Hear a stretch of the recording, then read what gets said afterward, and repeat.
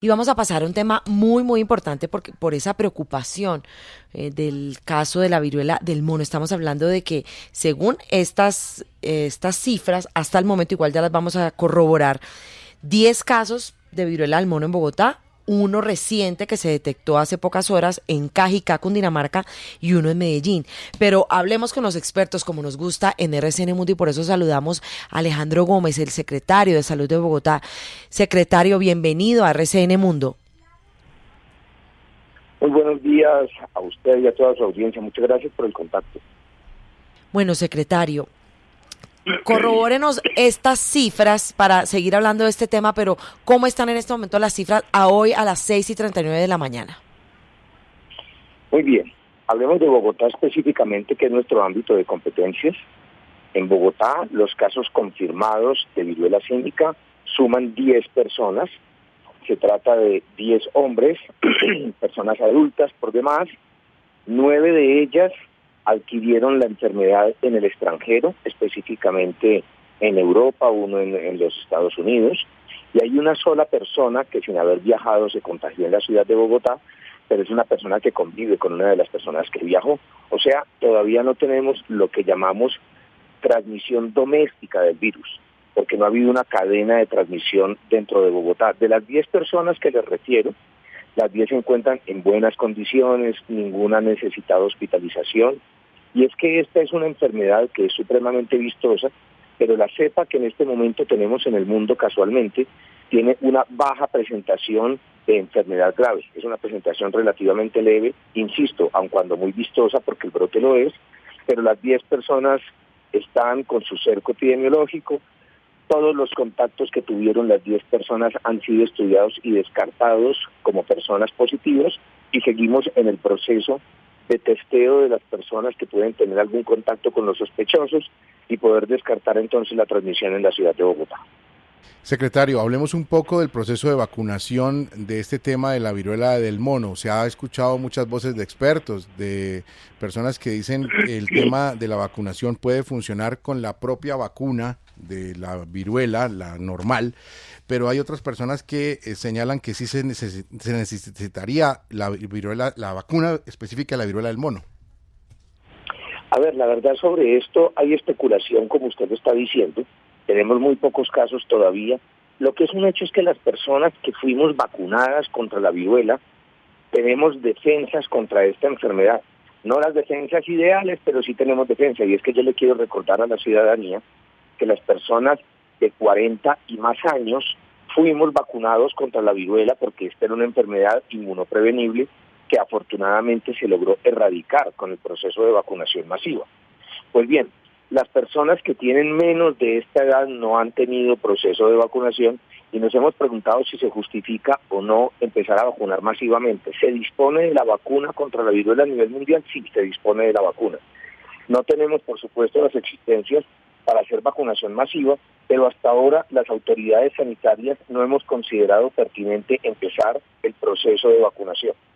Por supuesto, esto puede ser una medida que se revise a futuro. Hasta ahora, la verdad, son 16.000 casos en el mundo entero, que si bien es un número abultado, resulta bastante pequeño para los casos que hemos trabajado con otras epidemias y pandemias, sin ir más lejos la última de COVID-19. De modo que creemos que con las medidas de carácter epidemiológico y con las medidas de cuidado clínico podremos salir adelante. Y ese es el propósito que tenemos en este momento.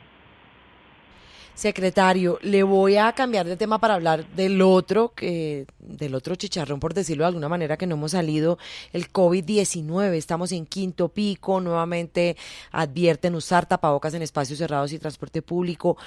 ¿Cómo va la situación en Bogotá? Y además, ¿qué medidas se van a tomar? Es decir, ¿se van a aplicar nuevas medidas ante este incremento de casos?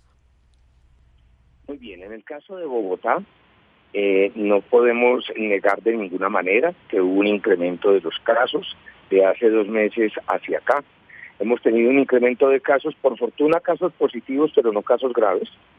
Nuestro nivel de vacunación, el de la ciudad de Bogotá, se ubica entre los más altos del país y en el último puesto de mando unificado, comandado por el Ministerio de Salud y Protección Social. se determinó que en el caso de Bogotá no se hacía obligatorio el retorno al uso del tapabocas. Sin embargo, es algo que recomendamos. Yo creo que el COVID nos enseñó a todas, a todos, una nueva, ¿cómo lo llamaríamos?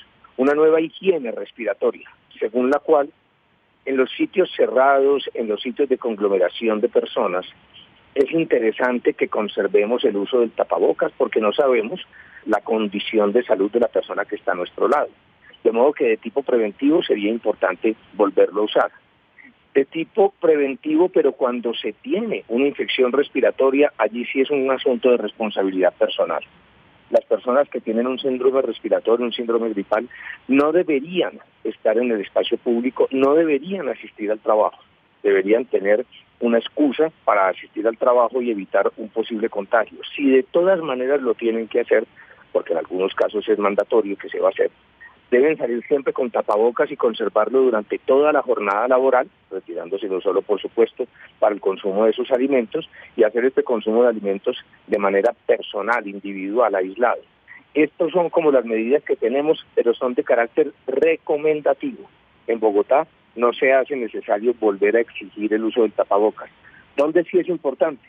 En el transporte público, por supuesto, en Transmilenio, en el SITP, cuando se use transporte masivo aéreo, por ejemplo, en los vuelos, hay que seguir utilizando el tapabocas, y cuando estemos por alguna razón en un establecimiento de salud o en un ancianato, en uno de estos hogares geriátricos, en estos casos sí es mandatorio seguirlo usando, por lo pronto no consideramos más medidas adicionales.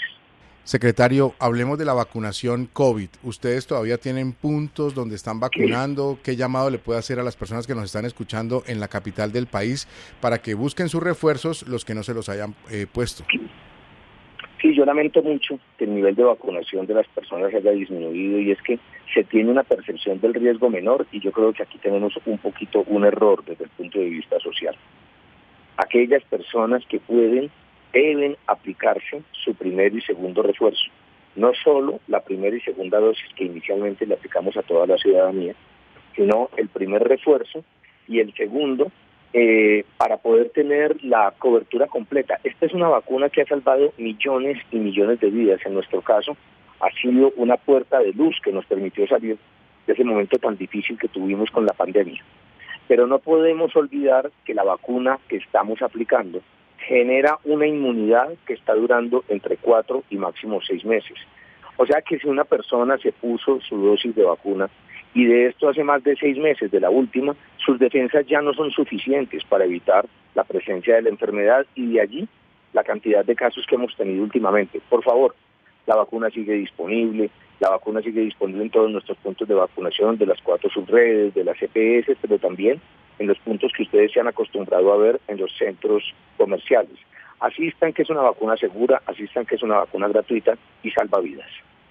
Secretario, a propósito de esa vacuna, según lo que uno ve y reportan algunas empresas de atención domiciliaria, hablan de que están atendiendo prácticamente contagios semestrales por las personas que atienden. Se estima ese contagio semestral, y recordémosle a nuestros oyentes que nos preguntan constantemente, después de que a una persona le da COVID, ¿al cuánto tiempo se debe o es adecuado ponerse la vacuna, el refuerzo contra el COVID?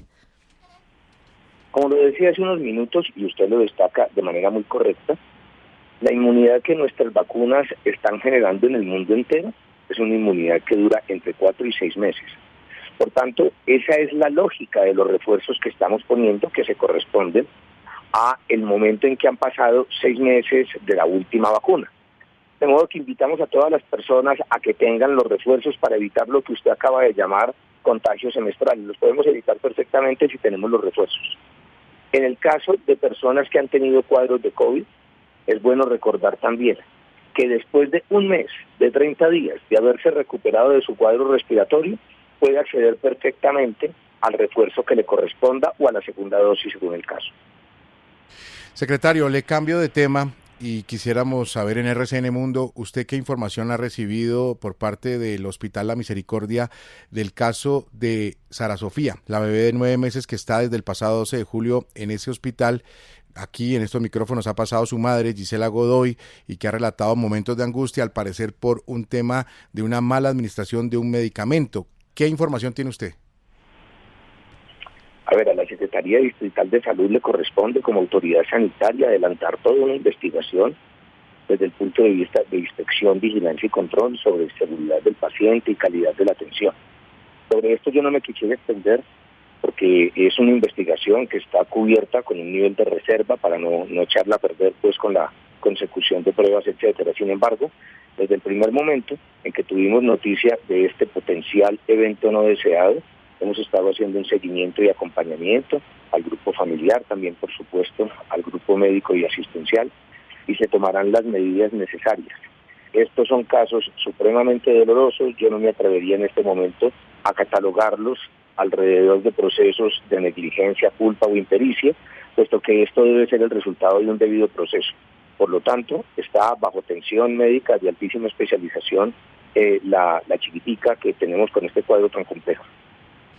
Y lo aprovecho también, secretario, por supuesto que en gran medida es competencia de la Secretaría de Educación, pero muy preocupantes los casos de matoneo y de bullying extremo que se están presentando en algunos colegios de Bogotá. Hay aquí evidenciamos una menor de 14 años internada en una unidad de salud mental por un matoneo constante. Por el otro lado, un menor también lo golpean en la cabeza en un maltrato de otro compañero y tiene una infección en el cerebro a causa de ese golpe. Es decir, ¿qué es lo que está pasando con la salud mental de los jóvenes, de los estudiantes? Se está descuidando esta situación y por eso se están dando estas manifestaciones tan agresivas en los colegios. Yo en ningún momento diría que se trata de que se esté descuidando esta situación. Lo que pasa es que estamos, y ustedes han sido testigos y han comunicado como les corresponde dentro de su responsabilidad, un fenómeno de deterioro de la salud mental por diferentes elementos. Ya desde antes de la pandemia, el tema de salud mental era un asunto que nos preocupaba y que nos tenía que ocupar de manera importante a lo largo de este cuatrenio. Sin embargo, tuvimos que dedicarnos a la atención del COVID, y la atención del COVID y las medidas que asumimos en la atención del COVID, particularmente los procesos. Pues le agradecemos al secretario de Salud de Bogotá, Alejandro Gómez, por estos minutos en RCN Mundo. Secretario, como siempre, muy amable con nuestra audiencia. Que tenga un buen día y seguimos en contacto.